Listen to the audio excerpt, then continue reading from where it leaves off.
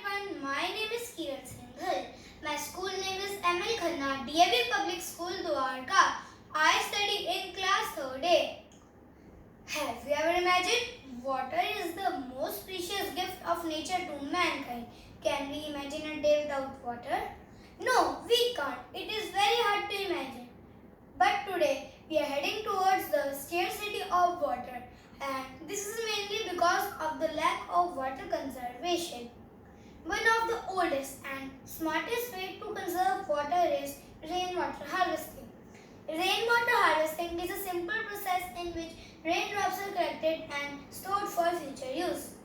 Rainwater is collected from rooftop and directed through pipelines to a storage tank to save the remaining water.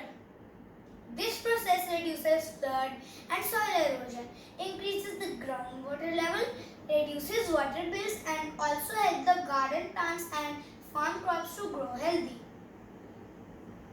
The non-potable water can be stored in storage tanks, wells and ponds.